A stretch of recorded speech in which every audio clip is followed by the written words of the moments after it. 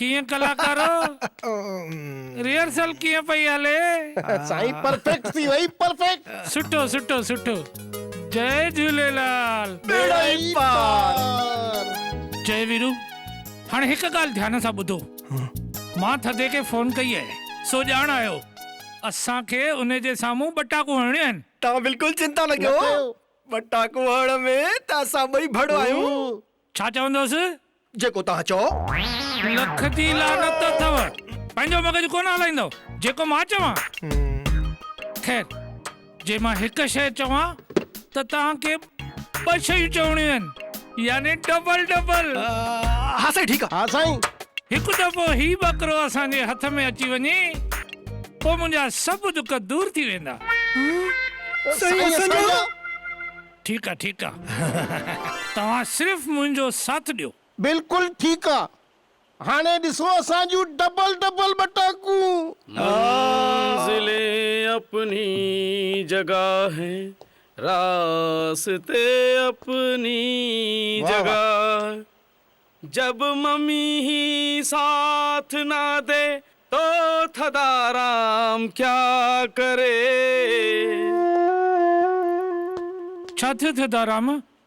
इएं मुंहुं छो लथल अथव भला पैसनि जो बंदोबस्त कोन थियो छा न प्रोड्यूसर साहब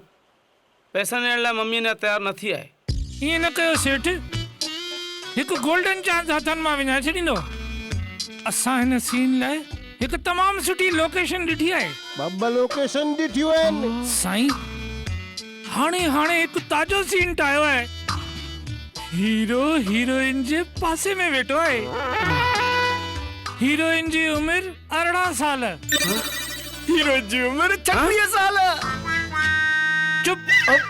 डायरेक्टर तू कि न मां साईं डबल डबल डबल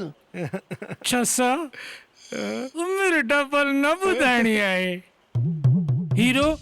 ऐं हीरोइन ॿई भरसां वेठा आहिनि हीरो हीरोइन जे विच जो फ़ासिलो रुगो 1 फुट रुगो 2 फुट हीरो हीरोइन जो घूंघट मथे खणे थो हा मां कुसुम जो घूंघट मथे खणंदोमांसि कुसुम मुंहिंजी गर्लफ्रेंड आहे ऐं चएसि थो कुसुम जो घूंघट खणी मां चवंदोमांसि कोसी तुंहिंजी हिन 2 अखियुनि में मां सॼो जहान थो ॾिसां चइजोसि त मां तुंहिंजी 4 अखियुनि में सॼो जहान थो ॾिसां 4 अखियूं पिणे आंदियूं साईं चश्मो दुस चश्मो लैला चश्मो कोन पाईंदी हुई साईं तव्हां कुसुम जे सुहिणियुनि अखियुनि में गोता लॻायो हुनजे प्यार में ॿुॾी वञो पोइ ॾिसजो पिक्चर सुपर डुपर हिट ये हाणे तव्हां तयारी शुरू कयो हाणे मां हिते पैसा खणी पोइ ईंदुसि डन डन